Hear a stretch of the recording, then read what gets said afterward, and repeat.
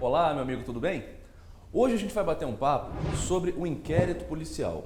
Só que para começar a falar do inquérito, a primeira coisa que eu preciso te passar é uma noção geral sobre a persecução penal. A persecução penal é uma atividade que você precisa compreender para que você possa entender um pouco melhor como funciona tanto o inquérito policial quanto, posteriormente, a ação penal. A primeira coisa para você que está iniciando em processo penal é você conhecer exatamente esse conceito. Olha só, quando eu falar para você em persecução penal ou persecutio criminis, tanto faz, a persecução penal é uma atividade do Estado. Claro, quando eu falo Estado, não é o Estado do Rio de Janeiro, de São Paulo, de Minas, é o Estado brasileiro. É a atividade do Estado de reprimir as infrações penais que aqui são praticadas. Então, olha só, antes de mais nada, eu quero que você conheça um conceito lá do direito penal, que é o conceito de infração penal. Por quê? Porque infração penal é tudo de errado que pode ser feito aqui no Brasil. Se você imaginar tudo de ruim que pode acontecer aqui, você está falando de uma infração penal, que se subdivide em crime e contravenção penal.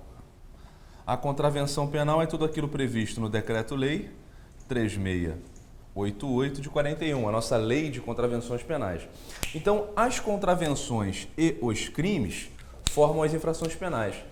Se você pensar na palavra delito, que é muito falada também, no Brasil, no nosso sistema que é apenas bipartido, dicotômico, delito é sinônimo de crime. Por que eu estou falando isso para você? Porque eu quero te mostrar que a persecução penal é a atividade do Estado de reprimir essas infrações penais, ou seja, de reprimir os crimes ou delitos, de reprimir as contravenções. Como é que você faz para reprimir um crime que é praticado aqui? Tráfico de drogas, artigo 33 da Lei 11.343 de 2006. Homicídio, 121 do Código Penal, uma contravenção penal. Como é que você reprime isso? Você reprime através dessa atividade. Então, a persecução penal é a atividade do Estado de reprimir as infrações penais. E como é que funciona? Como é que se dá essa persecução penal? Isso é que é importante. Ela se desenvolve em dois momentos. Isso aqui é a base para você começar a entender como funciona o processo penal no Brasil. Essa persecução penal, antes de mais nada, a primeira coisa que você tem que fazer é investigar. Você precisa apurar o que aconteceu, como aconteceu, de que modo que isso se deu, se realmente aconteceu essa infração, quem deve ter sido seu provável autor. Esse levantamento é feito todo através de uma investigação, que é um primeiro momento. Então, a investigação criminal, ela é um momento inicial, um tempo zero, um primeiro momento em que você vai tentar reunir duas coisas, e é isso que é importante. Quando eu falo em investigar, a finalidade da minha investigação é reunir o que a gente chama de materialidade e também autoria. Materialidade é a prova de existência dessa infração penal. A autoria não é a prova da autoria, não. Se eu tenho já a prova do crime, a prova do autor, não preciso de mais nada. O que eu tenho aqui na investigação é sim a prova da existência da infração penal, mas em relação à autoria são indícios suficientes de autoria. Então o que você busca quando você investiga é provar que aconteceu aquele crime, aquela contravenção, provar que existiu uma infração penal e também reunir elementos, indícios de, olha, o autor deve ter sido aquele sujeito. É isso que você busca. Léo, até aqui tranquilo, não tem nenhum mistério. A gente só está engatinhando. Mas aí eu preciso te passar o seguinte, olha só. O primeiro ponto que você pode ser pego numa prova é o seguinte. O que eu preciso, quando eu falo em investigar, eu estou buscando sempre o que está em vermelho. É isso que eu estou buscando. Tá legal? Agora, você sempre pensa, quando eu falo em investigação, em inquérito policial. É a primeira coisa que vem à sua cabeça. Eu falei investigar, você pensa assim, inquérito policial. É a polícia, o inquérito, aquilo que a gente está acostumado a ver. Só que você não pode esquecer que o inquérito é apenas uma das formas de investigação. Você pode ter, por exemplo, você acompanha pela imprensa toda hora, as comissões parlamentares de inquérito, elas têm a mesma finalidade, provar a existência da infração penal e buscar indícios suficientes de quem seja seu autor. Isso aqui pode ser chamado, para facilitar a soma da materialidade com a autoria, de justa causa. Então a finalidade é sempre buscar a justa causa. Geralmente você vê pelo inquérito, mas uma CPI está buscando a mesma coisa. O Ministério Público pode investigar diretamente. Pode investigar. A PEC 37, que tentaria impedir isso, não foi à frente, então o Ministério Público pode investigar também. Você tem a investigação direta pelo membro do Ministério Público. Não é pacífico, mas alguns autores, juiz aqui do TJ do Rio, por exemplo, André Luiz Nicoliti, vai falar que os juízes criminais podem investigar. Eu posso ter documentos que são as peças de informação que vão trazer a mesma questão para mim, etc, etc, etc. Léo, peraí, você quer que eu decore todas as formas de investigação que existem? Claro que não. Claro que não, longe disso. Eu não quero de jeito nenhum que você decore os tipos de investigação. O que eu quero de você é o seguinte, perceber que o inquérito não é a única. Isso eu preciso que você tenha em mente. Eu quero que você saiba que para investigar eu posso usar o inquérito? Posso, mas eu posso usar tudo isso que está aqui e mais um pouco. O que eu preciso de verdade, se você falar assim, não, o que você quer? Eu quero a justa causa. Agora, se eu vou obter essa justa causa através do inquérito, da CPI, da investigação direta do Ministério Público, a forma como eu vou obter essa justa causa, isso é um mero detalhe. Léo, tá bom, consegui chegar até a tal da justa causa, consegui reunir os elementos que você disse que tinham que ser reunidos. E agora o que eu faço? Bom, se você conseguiu reunir a justa causa, aí você entra na segunda fase, no segundo momento da persecução penal, que é a ação penal, é a fase processual, é a fase em que vai ser oferecida uma petição inicial, denúncia, queixa e o processo vai começar. Então é assim que funciona a persecução penal, que está no seu edital. Quando você se prepara para a OAB, você tem que estudar persecução penal. Persecução penal é isso, é esse ciclo. É essa atividade do Estado brasileiro de reprimir as infrações penais, crimes ou contravenções que aqui são praticadas. E como é que a gente faz isso? Bom, primeiro a gente investiga.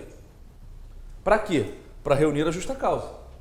Se a gente conseguir reunir a justa causa, a gente deu sorte, vai entrar na fase 2 e vai dar continuidade a esse ciclo. Se a gente não conseguir reunir a justa causa, aí infelizmente a investigação não logrou êxito, não teve sucesso e vai parar tudo por ali. Tá legal? Qual é a questão aqui? Tem dois pontos muito importantes dentro do edital da OAB. O primeiro deles é o inquérito policial, o segundo é a ação penal. Isso é um ponto, isso é outro. A gente vai estudar ambos. Hoje, o nosso encontro de hoje é para tratar do inquérito policial. Aí num segundo encontro, num terceiro e assim por diante, eu vou falar depois da ação penal. Tá legal? Mas o que eu quero te passar de cara é o seguinte, a gente está estudando o inquérito policial? Sim. Como é que ele cai na nossa prova? Vamos lá. Primeiro ponto que você tem que saber sobre inquérito policial, agora que você já entendeu esse ciclo da persecução penal. Primeiro ponto, características do inquérito. Então vamos lá. Quais são as características do inquérito policial? Eu vou botar IP para não ficar escrevendo inquérito policial e descansar o tempo todo. Características do inquérito policial.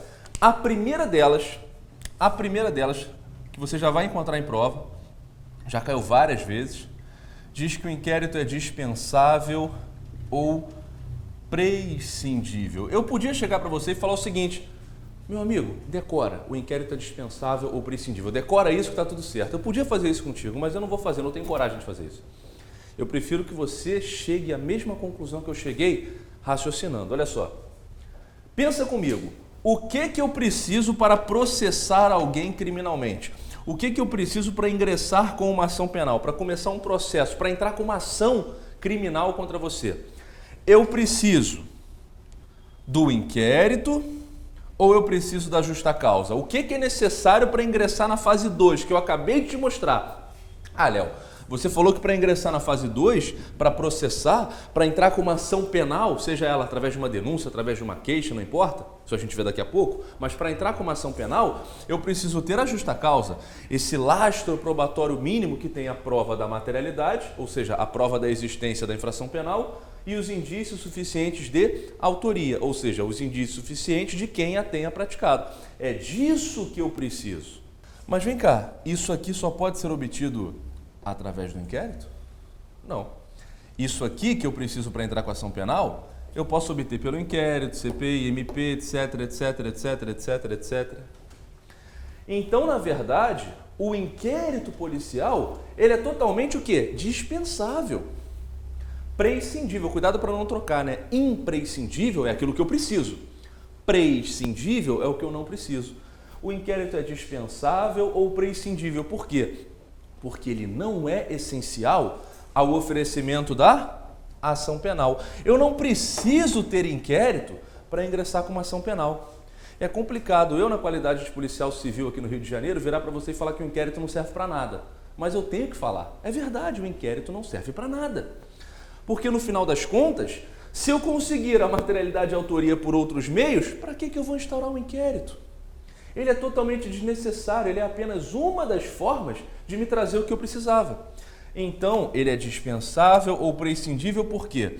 Porque o inquérito policial não é essencial ao oferecimento da ação penal. Ele não é essencial ao oferecimento da ação penal. Eu não preciso dele.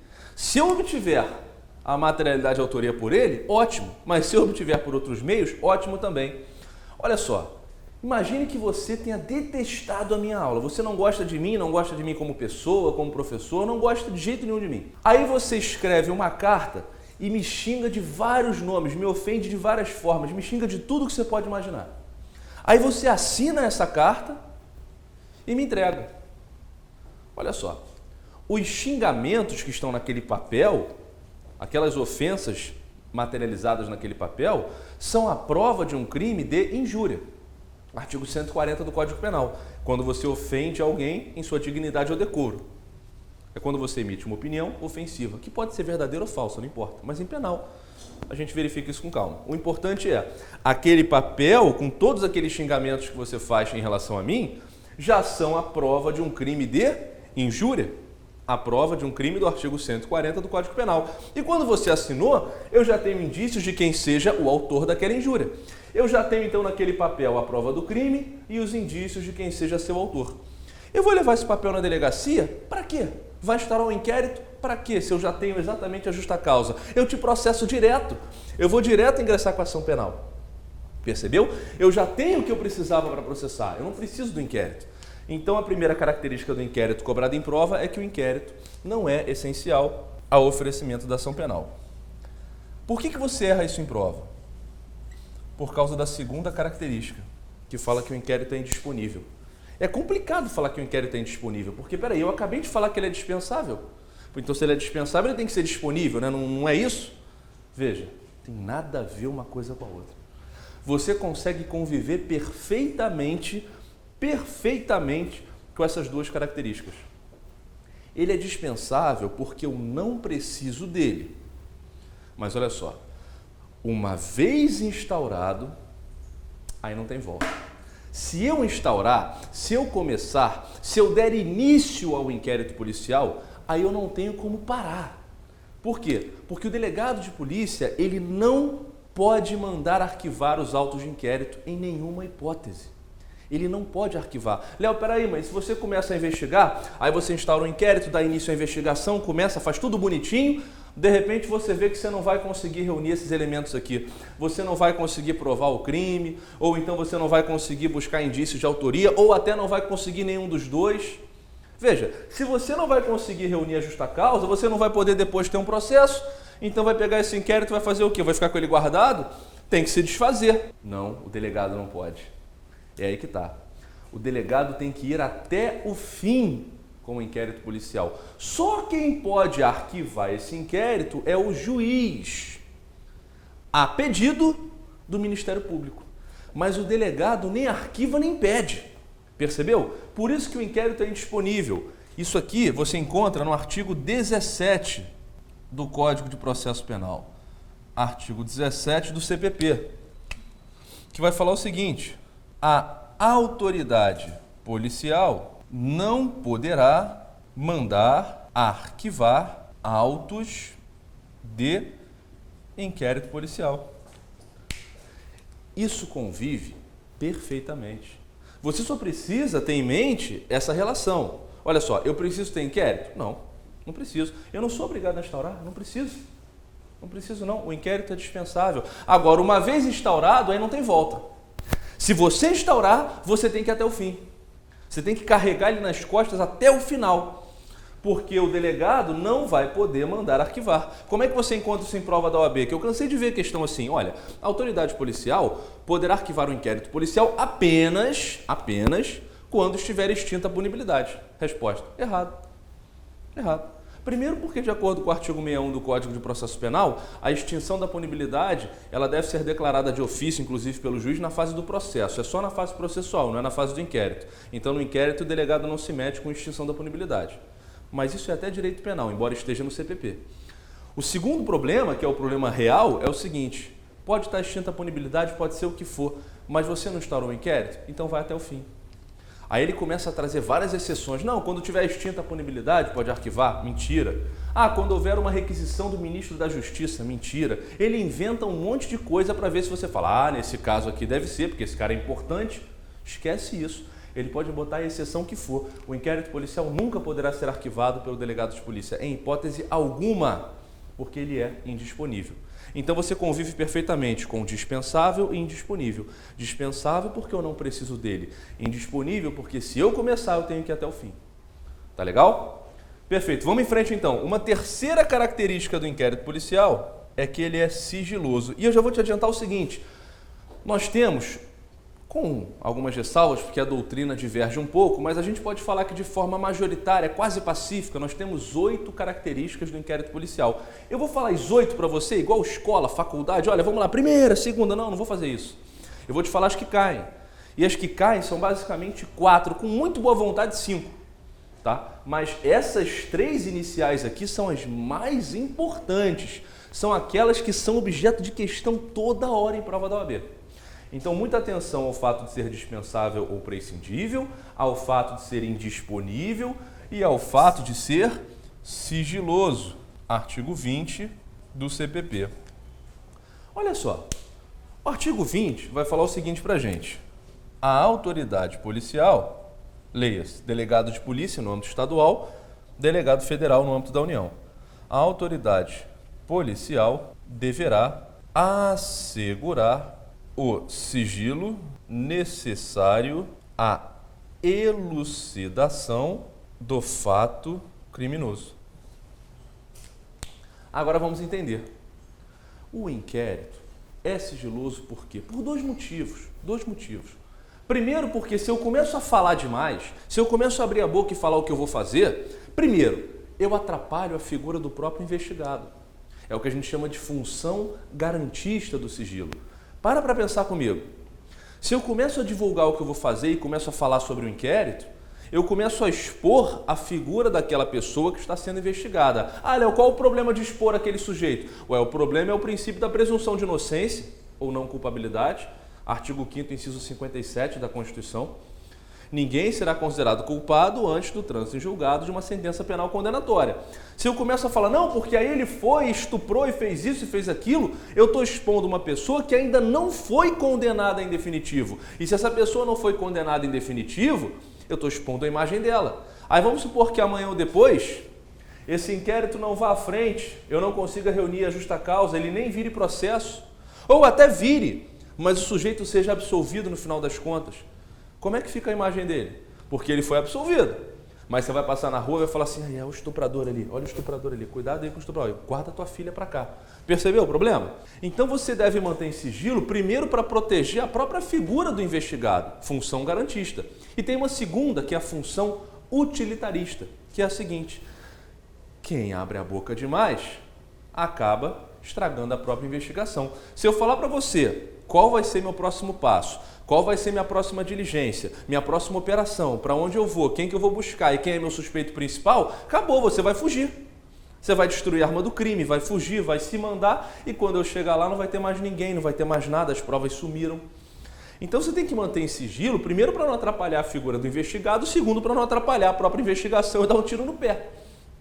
Percebeu? Agora, a questão é a seguinte: qual é o problema que você encontra em prova da OAB?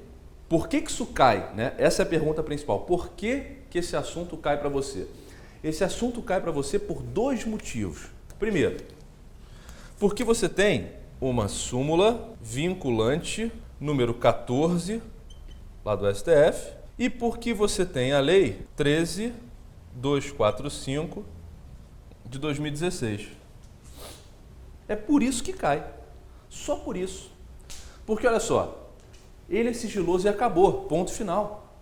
Ponto final. Mas você tem uma súmula vinculante 14 que fala o seguinte: é direito do defensor, no interesse do representado, ter acesso amplo aos elementos de prova que já documentados em procedimento investigatório realizado por órgão com competência de polícia judiciária digam respeito ao exercício do direito de defesa. A súmula é longa, o texto é grande. Agora vamos resumir isso, vamos falar em português claro. O advogado desse investigado tem acesso amplo ao que está documentado no inquérito. É isso que ela está falando. Então eu vou colocar o resumo para você da súmula. O que essa súmula está falando para a gente? A súmula está dizendo o seguinte: o inquérito é sigiloso, ponto. Então se você chegar hoje na delegacia e falar assim, Léo, eu queria dar uma olhada nesse inquérito policial, eu vou falar assim, vai embora, é sigiloso. Aí você volta amanhã. Léo, eu queria dar uma olhada nesse inquérito policial. Aí você puxa a carteira vermelha. Eu sou advogado. Aí eu vou falar, vai embora de novo. Aí você volta no terceiro dia. Léo, eu quero dar uma olhada nesse inquérito policial. Puxa a carteira vermelha. Eu sou advogado desse sujeito que está sendo investigado no inquérito. Aí eu falo, opa, peraí. Então vem dar uma olhada. O que eu estou querendo te mostrar com isso? Qualquer pessoa não vai ter acesso ao inquérito. Qualquer advogado não vai ter acesso ao inquérito. É apenas o advogado do investigado, o advogado daquela pessoa que figura naquele inquérito policial. Ele vai ter acesso, independente de procuração. Procuração é o de menos. Na prática, qualquer advogado vai ter acesso. Por quê? Porque ele vai chegar, vai falar que é advogado do sujeito e pronto. Na prática. Mas na teoria, não é qualquer advogado, é o advogado do investigado. Ele tem que alegar que ele é advogado daquele sujeito. Porque aí ele tem acesso, e olha só, não é um acesso pequeno não, não é um acesso restrito, é um acesso amplo, completo, mas somente em relação àquilo que está no corpo do inquérito. Léo, como assim? Olha só, imagine que eu tenha, por exemplo, feito um requerimento de interceptação telefônica, lá na forma da Lei 9296 de 96. Eu fiz uma interceptação para ouvir seu telefone, eu vi o que você está falando. Se o advogado chega para ver o inquérito, eu mostro o inquérito, claro. Mas se eu mostro a interceptação que eu estou fazendo, você não vai falar mais nada no telefone, acabou. Você vai ficar sabendo que tem uma interceptação, vai ficar em silêncio. Então, teu advogado não pode ver aquilo que ainda está em curso, ele só vai ver o que já está finalizado. Claro, quando eu terminar a interceptação, quando eu encerrar, aí ela vai ser documentada no inquérito e o advogado vai ver. Quando eu terminar a busca e apreensão, ela vai ser documentada no inquérito e o advogado vai ver. Ou seja, o acesso do seu advogado é total, é amplo, mas somente em relação àquilo que já está finalizado, aquilo que já foi documentado, que já foi inserido nos autos, que já foi colocado no corpo do inquérito. Porque enquanto não foi, está em autos apartados, está correndo por fora. Claro, é uma diligência em curso. Perfeito? Então, isso convive tranquilamente, só que isso cai tanto em processo penal quanto em deontologia, né? Mas convive perfeitamente, ou seja, o inquérito é público ou é sigiloso? Resposta, sigiloso. Pronto. Léo, mas espera aí, mas e o advogado? Calma, o inquérito é sigiloso, não estou dizendo que não é, ele é sigiloso, mas olha, ressalva, o advogado do investigado vai ter acesso amplo ao que está documentado no corpo do inquérito, é isso. Isso dá para conviver com a maior tranquilidade. E sempre foi assim. E é assim que cai. Só que aí, no início de 2016, veio a Lei 13.245 de 2016, que não mexeu com o processo penal, ela mexeu com o Estatuto da OAB. Tem nada a ver com a gente, vai cair em deontologia. Só que quando ele mexeu com o Estatuto da OAB, ele ampliou os poderes do advogado no inquérito. E ele disse que o advogado tem acesso também amplo ao que está no inquérito, ele pode inclusive formular quesitos, participar ativamente. Veja, essa lei, ela só reforçou o que a súmula vinculante 14 falava. Então é como se essa lei fosse um reforço. Ela pegou aquilo que você já conhecia na súmula vinculante 14 do STF e jogou para dentro do Estatuto da OAB, dando um desenho mais bonito. Foi isso que ela fez. Mas veja, tanto a súmula quanto a lei estão dizendo na prática a mesma coisa, estão dando poderes ao advogado do investigado para que ele tenha acesso amplo ao que está dentro do inquérito, o que não faz com que o inquérito deixe de ser sigiloso. Aí a prova da OAB faz uma questão que diz o seguinte: o delegado de polícia poderá negar acesso aos autos do inquérito policial, 2 pontos. Aí letra A, sempre que entender pertinente. Letra B, somente em relação ao depoimento das testemunhas. Letra C, apenas em relação aos elementos ainda não documentados no inquérito. Opa, viu como é que funciona? As palavras-chave são amplo, documentados, é aí que você marcaria. Essa seria a resposta correta, como já foi uma questão exatamente como essa. Então tem que ficar atento somente a esses detalhes, tá legal? Agora vamos em frente, olha só. Eu tenho uma quarta característica que vai falar que o inquérito é inquisitivo, inquisitorial, tanto faz a forma de escrever. A ideia que é importante, ele é inquisitivo. Inclusive, há doutrinadores criticando agora, por conta dessa lei, falando que o inquérito deixou de ser inquisitivo. Mas olha só, isso não é discussão pra gente agora, esquece isso. O inquérito é inquisitivo sim, continua sendo e continua caindo na prova da OAB como inquisitivo. Se um dia essa posição começar a mudar, eu vou gravar um vídeo para você e vou te explicar isso mais detalhadamente para a gente poder marcar diferente. Por enquanto, vai tranquilo na informação de que é inquisitivo. E por que que ele é inquisitivo? Ele é inquisitivo basicamente por 2 motivos. Por 2 motivos. Primeiro, pelo seguinte: eu tenho uma pessoa cuidando de tudo. Uma pessoa vai reunir os elementos, vai fazer o relatório ao final, vai investigar aquilo tudo, vai mandar o relatório para o Ministério Público. Eu tenho uma pessoa concentrando tudo, o delegado de polícia. Ele concentra todas as funções nas mãos dele. Isso não é dividido entre outras pessoas. O delegado faz tudo no inquérito, ele comanda todo o inquérito. Uma pessoa controlando todas as funções, reunir elementos, fazer o relatório, buscar informações, buscar os dados, apurar. Uma pessoa só, com esse controle, é algo inquisitivo, é algo que atropela. Isso foi cobrado, inclusive, em prova da Polícia de Minas Gerais, mas banca FGV, que é a mesma banca da OAB. Então ele é inquisitivo por quê?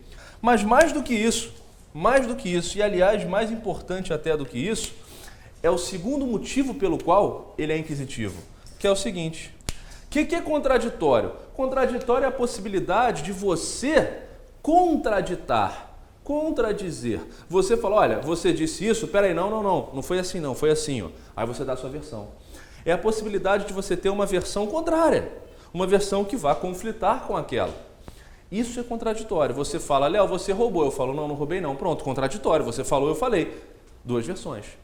O inquérito não tem isso. Ah, Léo, mas você disse que o advogado pode participar ativamente, pode formular quesitos, pode participar, pode montar depoimento. Sim, pode, mas isso não significa que o contraditório seja exercido efetivamente. Porque contraditório é para processo, não é para inquérito. É para aquela fase da ação penal. Ali sim tem que ter contraditório, tem que ter ampla defesa. Tá legal? Bom, então não tem contraditório. Também não tem ampla defesa. Ampla defesa é o direito à autodefesa, você mesmo se defender. O direito à defesa técnica, que é a defesa feita por um profissional habilitado. Quando eu digo que alguns autores estão falando que o inquérito deixou de ser inquisitivo, é porque quando você tem um advogado agora atuando dessa forma, alguns estão falando, não, então agora tem contraditório, agora ele tem a defesa técnica, tem ampla defesa, mas veja, não é a posição majoritária ainda. Por enquanto, o inquérito ainda é inquisitivo. Então eu queria deixar para você, nesse primeiro momento, assim, esse início, esse engatinhar no processo penal, essa visão.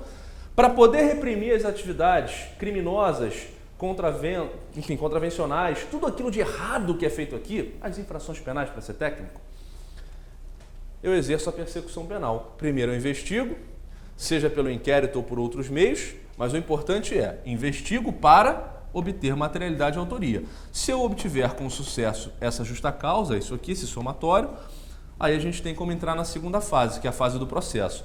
Tua prova da OAB vai te cobrar em relação a inquérito, vai te cobrar em relação à ação penal, então você tem que estudar esses 2 temas com muito afinco. E eu começo hoje pelo primeiro, pelo inquérito policial. E eu abro o inquérito policial falando de suas características. Eu disse que são basicamente 8, mas as mais importantes na sua prova são essas 4. Dispensável ou prescindível, indisponível, sigiloso com a discussão da súmula vinculante 14 do STF e da Lei 13.245 de 2016 e inquisitivo. São as 4 principais que você tem que ter de qualquer maneira em mente. A gente fica por aqui e se encontra no próximo bloco. Não sai daí, um abraço!